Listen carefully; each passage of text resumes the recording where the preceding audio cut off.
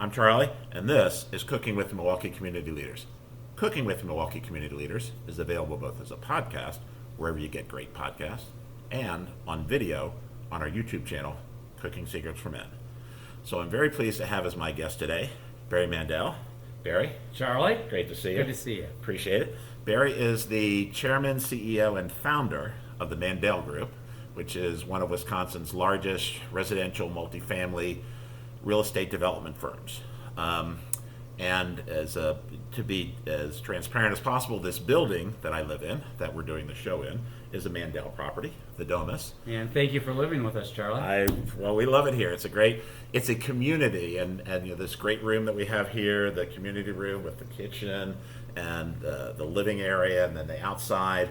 The people that live here are a lot of long-term residents, and there's a sense of community. It's not just an apartment building that people come in and out of and never say hello. There's a community here, so we appreciate it, and I think it's the way that the building was put together, and the amenities, and its proximity to the river and to the Third Ward and all this stuff. So we really enjoy it. So, well, Charlie, if we only build four walls and a roof, we're really not creating what we want to create, and that's a lifestyle for our residents. Well, it's here, so we appreciate it. Thank you. So you and I have several points of intersection that we'll get to as we move through our process, but we usually... It's really interesting that Yeah. we do. Yeah. But I want to start where we usually start at the beginning. So you were born here in Milwaukee. Yes, I was. You went to Nicolay High School, and Right. you swam on the swim team, which is one of our points of intersection. I also, through high school, swam on the swim team. Was in Washington, D.C. for Good Counsel. You were at Nicolay here in Milwaukee. So talk a little bit about your early years, your formative years, and how that helped shape the person that you are today. Well, first, you talked about being here in a building that we built, which is Domus. But I'm also a little nostalgic today because on my way here, I'm back in the Third Ward, and when I was 5 years old, I used to come down here on Saturday mornings with my grandfather. He owned Northwestern Coffee Mills on Broadway. Oh, sure. Which is just right down the street. Where Bavette is, and I used to shovel coal into the furnace. How old were you? I was about 5 years old when I Child labor laws were not yes, in the... Yes, and I actually still have a blister here from shoveling that snow. I mean, from the coal. From the shoveling the coal. Yeah. I'm sorry. So growing up, that other than shoveling coal for your grandfather, what is it that... It wasn't a child labor law problem, though. I'm kidding. So, just talk about how your growing up years helped set the stage for, moving you forward and becoming the person you are.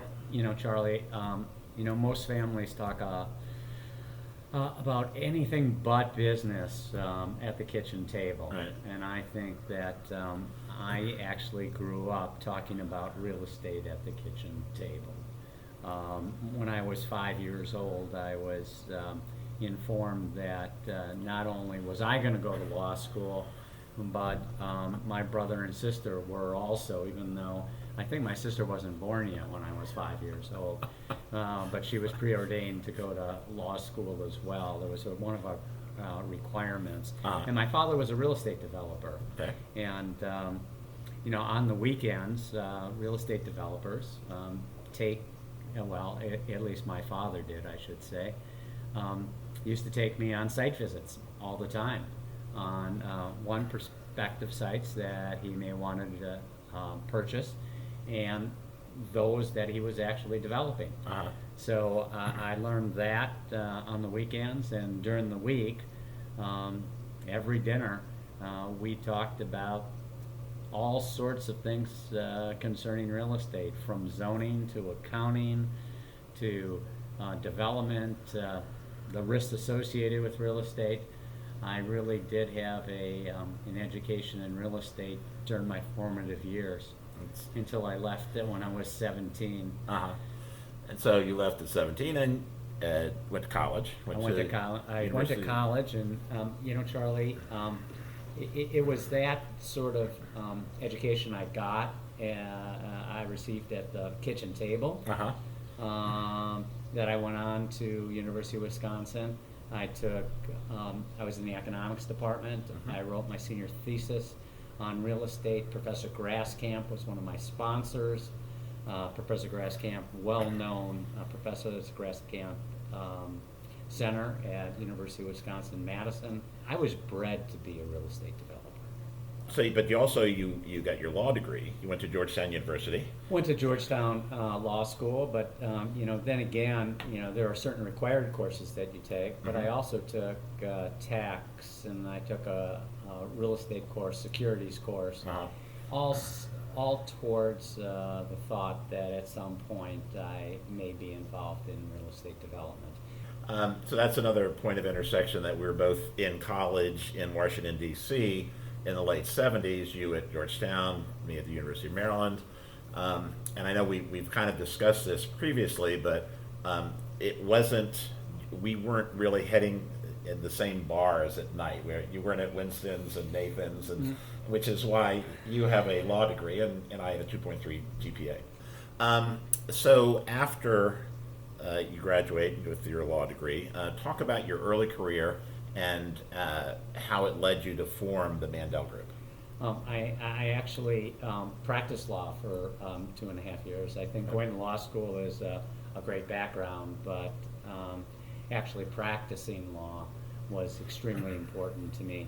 And it happened to be at a time when real estate wasn't very good. Right. Interest rates were very high, and you really got to see the underbelly of real estate, the things and mistakes that people made, and you learn more from your own mistakes and others' mistakes than you do from other people's success. Sure.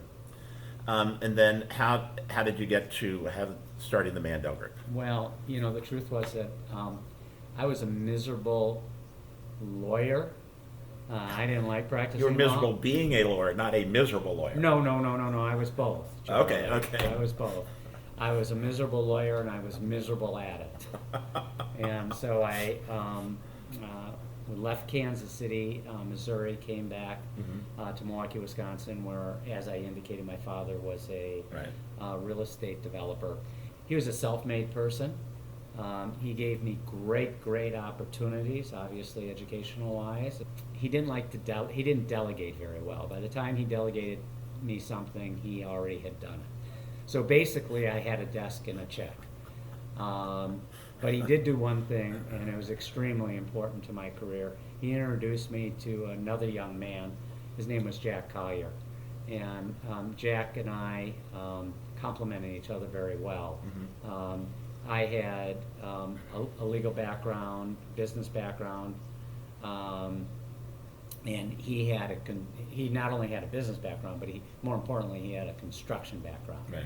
And construction is something I didn't know much about. I knew what a hammer and a nail were, and a screw, And how they worked? and a screwdriver. I didn't know how they worked, but I just knew. You knew what they were. I knew what they were, and but he knew everything about construction, and we built 4 condominiums as a first development that I ever did, and with him. And we actually made money building 4 condominiums back in about 1983. That was in Hales Corner? No, that was actually in Elm Grove. In Elm Grove, okay. In Elm Grove.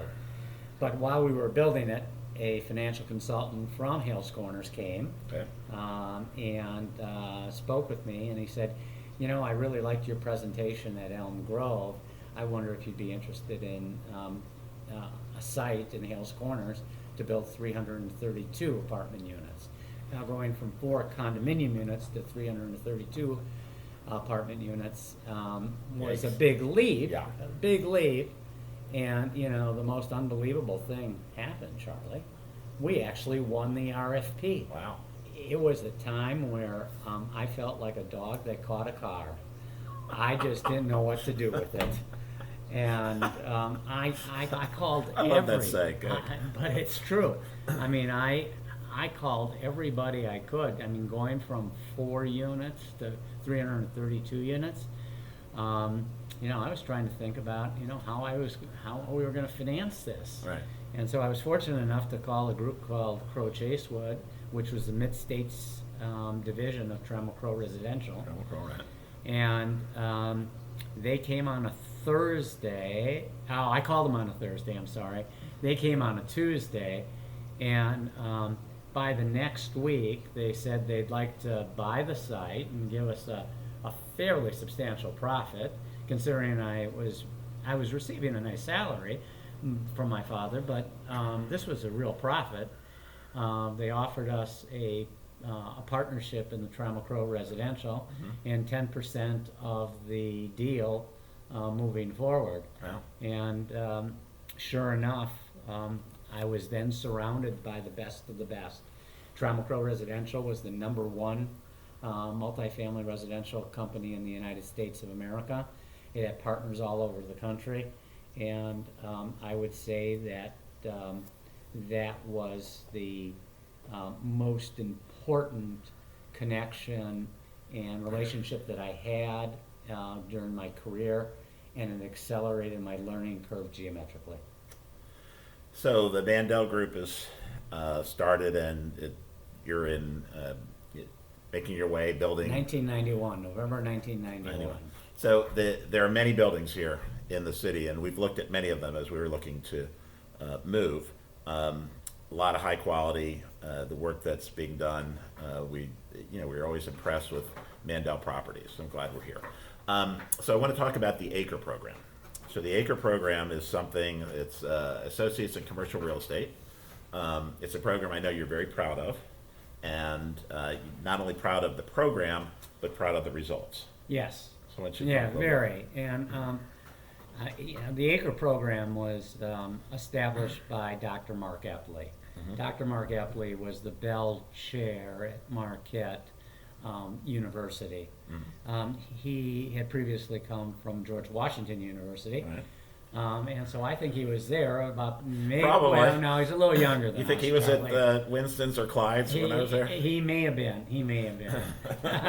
But I don't think so. Okay. He's a bit younger than we are, Charlie. Okay.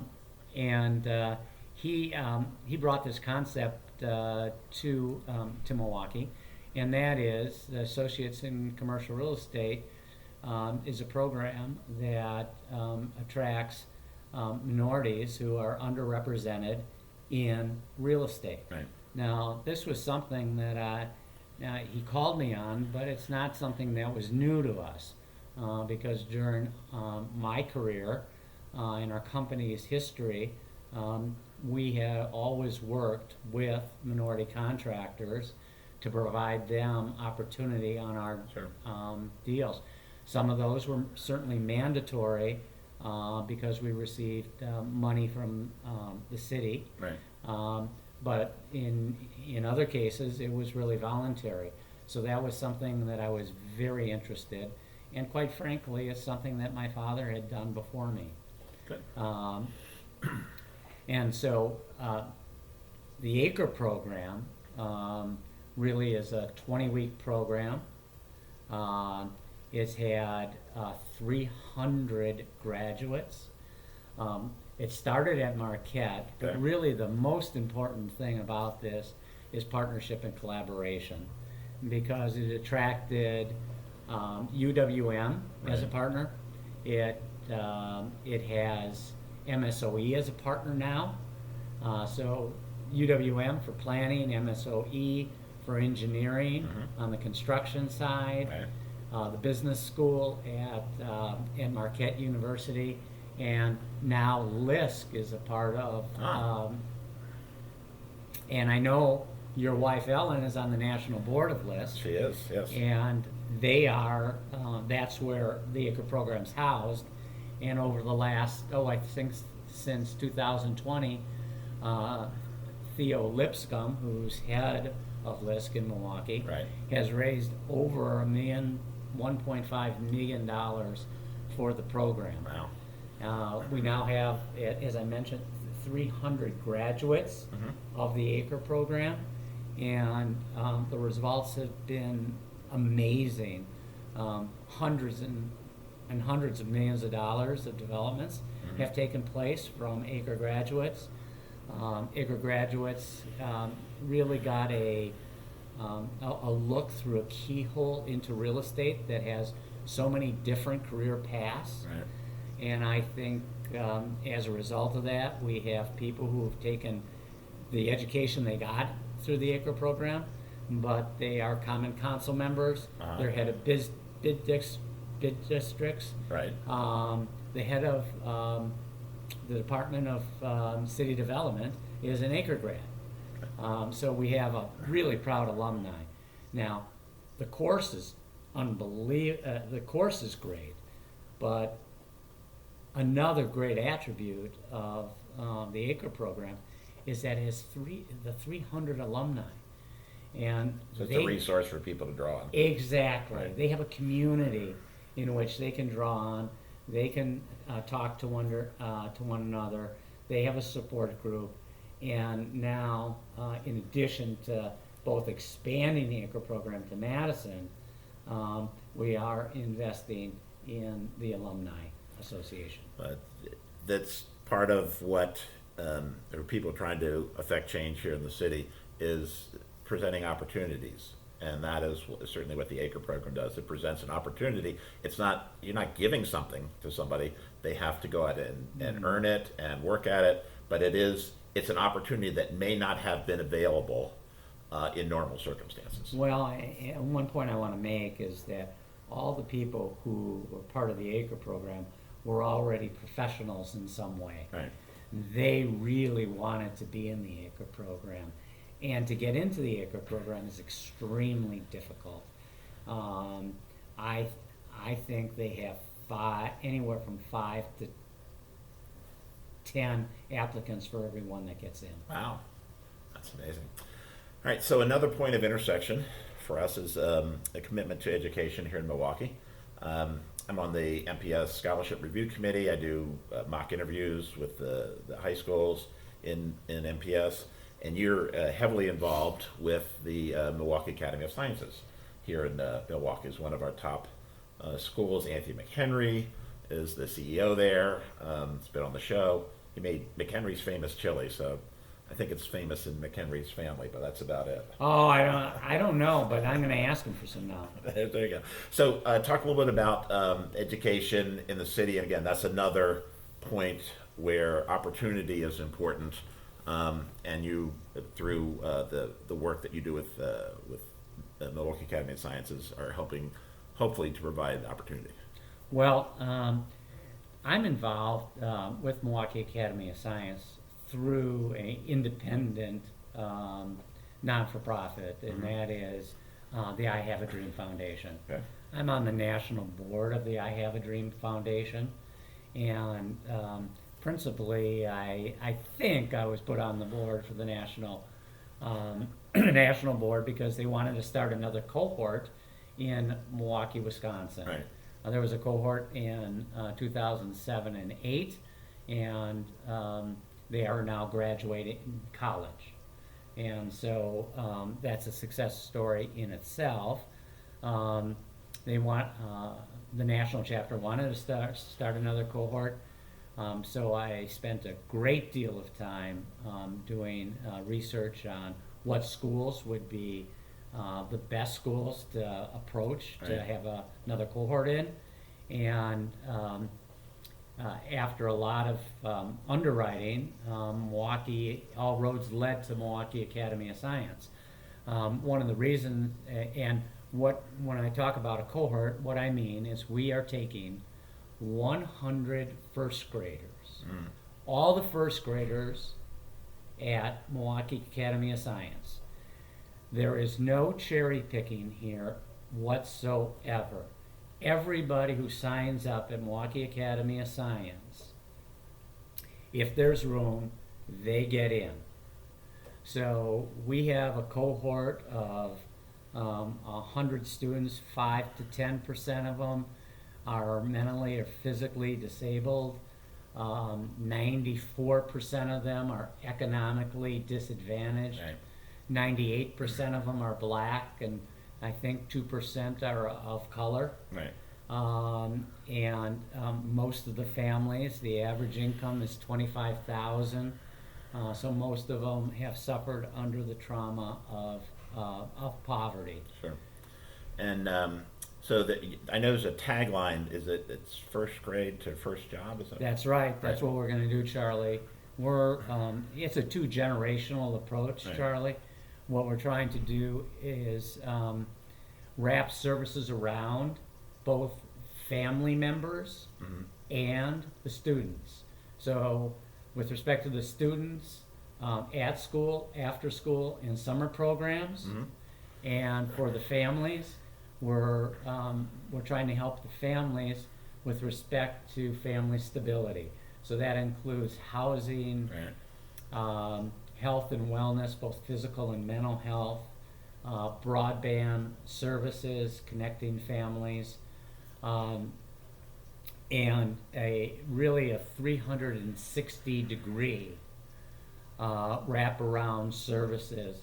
And what's most interesting about this is that there's 129 siblings of our 100 students in our Right. cohort, and we call our cohort members dreamers. So we have 100 dreamers that we're taking from first grade to first job. That's a wonderful story. Charlie, one thing I forgot to mention is that we're also providing up to $10,000 per student Uh-huh. for scholarships. We want all our students to have multiple pathways, Sure. career pathways, and so whether or not they go to a vocational school, 2-year college, 4-year college, we're providing them with scholarships for whatever career pathway they may want. And in addition to that, we're going to wrap services around them while they're in school, while they're in secondary education. Yeah. Because what we don't want is which unfortunately happens, is that many minorities start school, but the gravitational pull of the history of their family and the newness of the new environment sometimes causes them not to have the resilience to stay in school. Sure. And so we want support systems while they're in secondary education. Well, that's good. So this is secondary education. This is postgraduate from Milwaukee Academy of Sciences. Absolutely. Great. Okay. And the other thing about Milwaukee Academy of Science is we have the opportunity to keep the kids together for 12 years Mhm. because they follow the student. And that was, aside from Anthony McHenry, that was one of the really important things of why we chose Milwaukee Academy of Science. Many of these families move maybe once, twice, 3 times Yeah. a year. Right. And as a result of that, they lose continuity. Yeah. Milwaukee Academy of Science provides transportation, and it's a K through 12, so we have the opportunity of keeping these students together for 12 years. Can you imagine that? All right. So let's lighten it up a little bit. Lighten it up. That was light. No, well, That's light for me. well, that's true. I'd like you to tell the swimming story. And The swimming story. The swimming story, and I know you know what I'm talking about.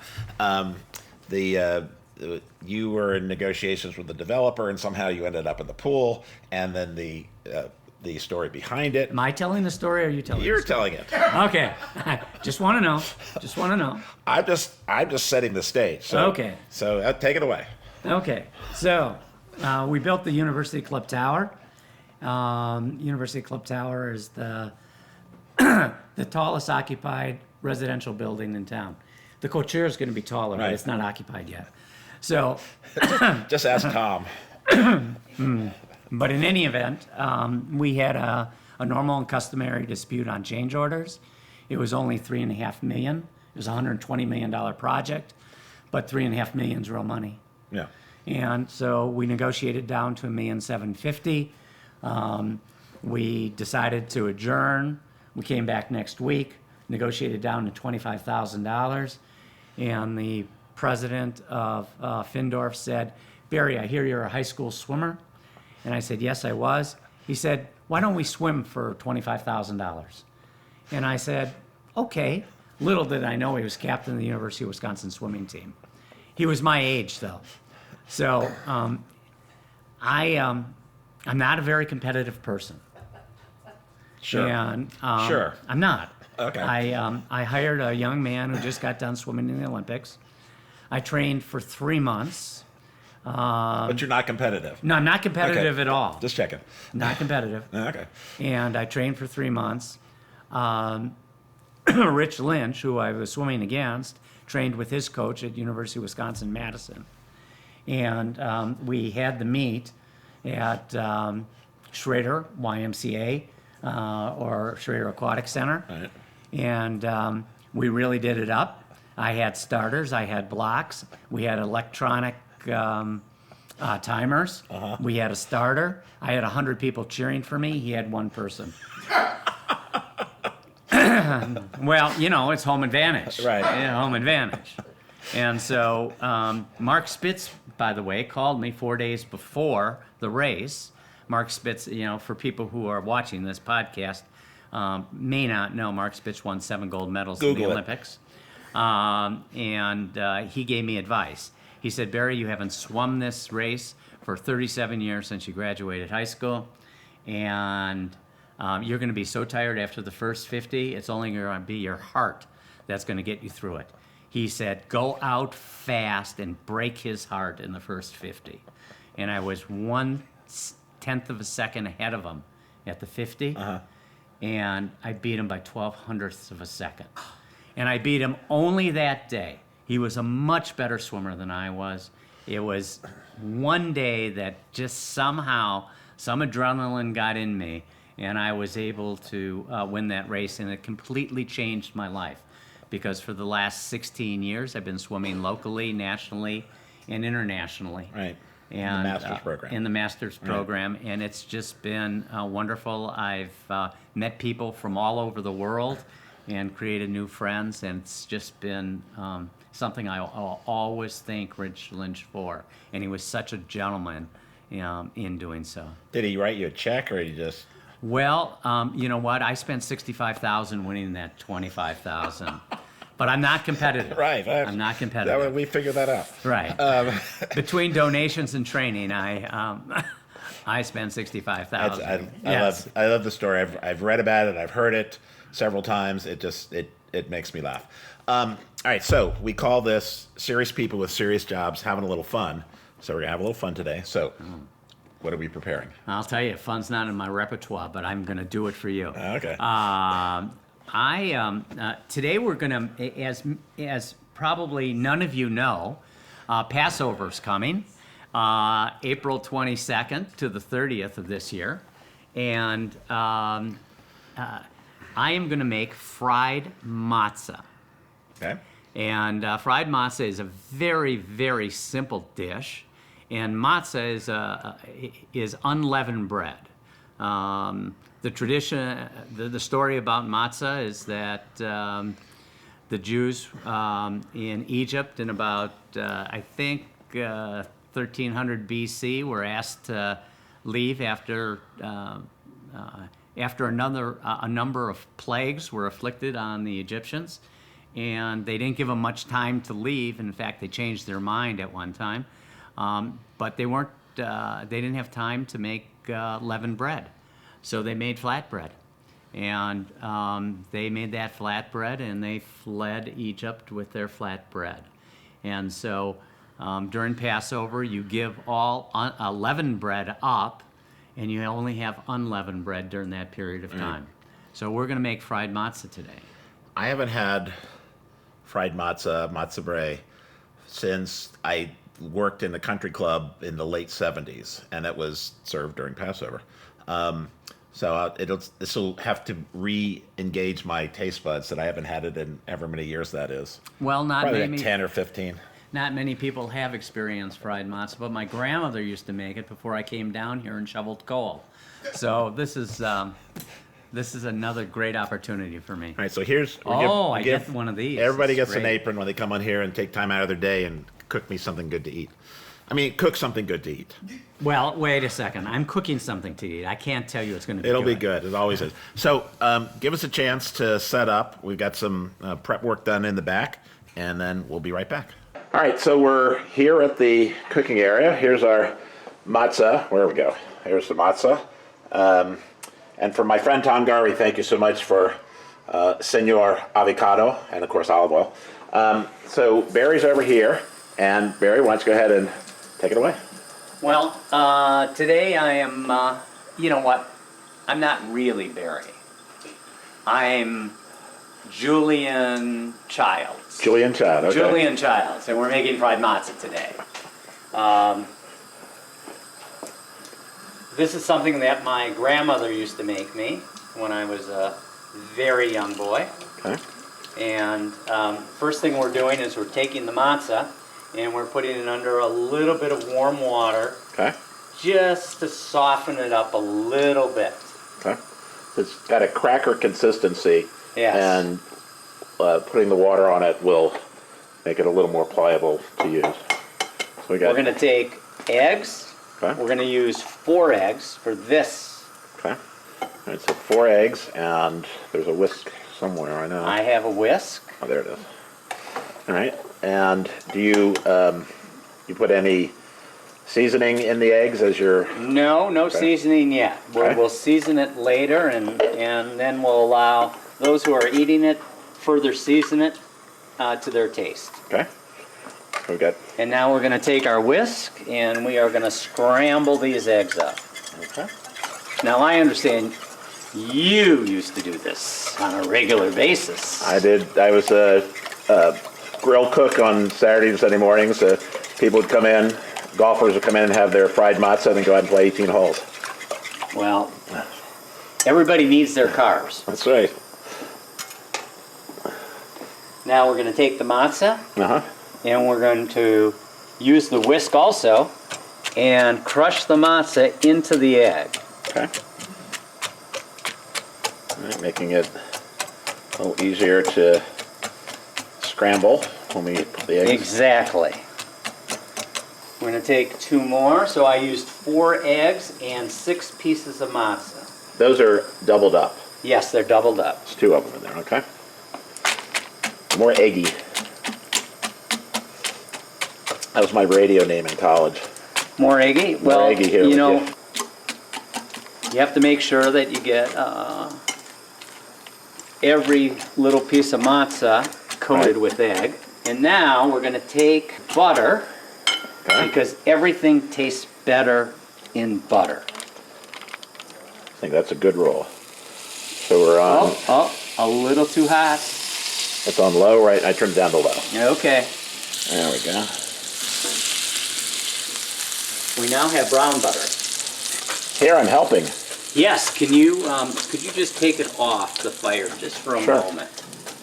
So I mean, put- you wouldn't have time to make fried matzah if you were trying to escape Egypt, because it does take a long time to do this. I guess you're just better off taking the matzah with you. All right, so you put in the 5th and 6th pieces, so we've Yes. got now 6 pieces and 4 eggs. 6 pieces, 4 eggs, and butter. Okay, now we're going to take this and we are going to put the matzah. Oh, this is going to be heavy. Put the matzah in the pan with the butter. Okay. All right. And the heat is off right now. Okay, you can put the heat on. All right, we're on. And we're going to get this a little golden brown. And then, could I have a little salt and pepper? Sure. All right, so we got a little salt and pepper for our fried matzah. All right, there's a little salt. All right, and we'll have salt and pepper on the table for Yes. those of you who Want more? Right. A little black pepper. There we go. And my spatula. All right, where's Barry's spatula? Doesn't matter, I have one right here. Okay, good. We gotta make sure he has it before he leaves. We found it. We found it. No, one of the audience members. there's no magic for this. Everybody can do this at home. One of the audience members had it. It's a easy recipe and something you can make very quickly, and it'll fill you up for the day. The eggs are getting They are a starting little to get tightened up. a little tightened up and sauteed in this butter that will make it not only crispy, but tasty. Very simple. Butter, matzah, eggs, salt and pepper. Big frying pan. And I have to show, we'll show during when we're eating, but Barry brought some pastries and bagels, and you'll have to explain what each of them is. We're going to be ready in just a few minutes. Okay. We're just about ready to go. We'll let this cook for another minute or two, and then we're going to, I think we have to try it. You're going to have to, well, that's up to you. Well, I haven't had breakfast, so, yeah, we're eating. And we have a little crowd out in the audience, so we're going to feed them also. And if we need more, we've got more matzah and more eggs. So, give us a minute to finish up here, and we'll be right back. All right, here we are. So we have our fried matzah. So Barry, tell us about the fried matzah. I put a little sour cream and applesauce on. Well, that is a good thing to do to masquerade the taste of what I cooked. So, in any event, eggs, matzah, and a lot of butter. A lot of butter, a little salt and pepper. And a little salt and pepper. And Barry brought these great pastries from Amaranth Bakery. These are scones. They're cardamom and pear scones. And then quaimans. Well, we'll show. They are pastries that have been folded, and folded again. And every time they're folded, they're basted with butter and sugar. And then they low-cal. Low-cal. Yeah. And in fact, I think no-cal.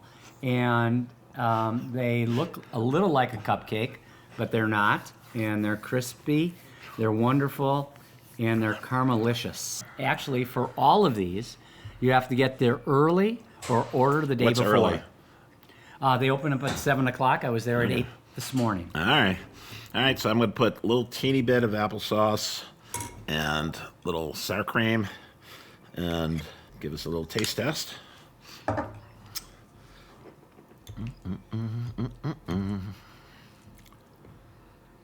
You know, I like a happy eater.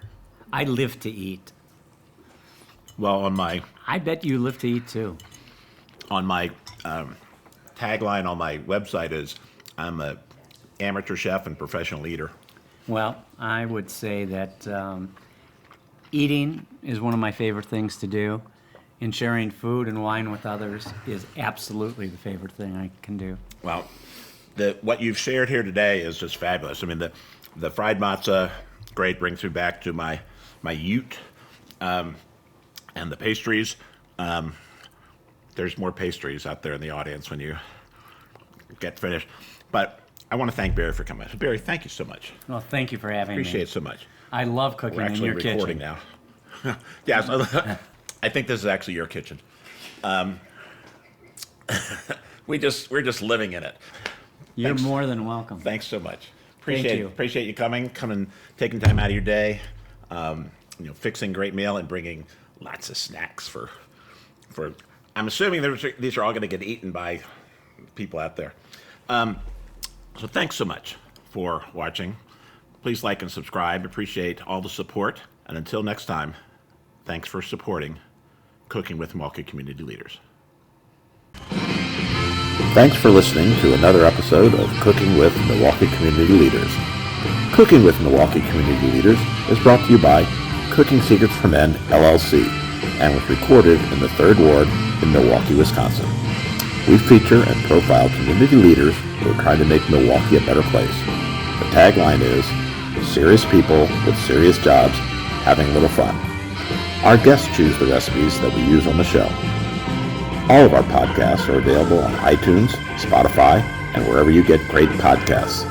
The original YouTube video for this episode is available on our YouTube channel, Cooking Secrets for Men, all rights reserved. Thanks, and see you next time on Cooking with Milwaukee Community Leaders.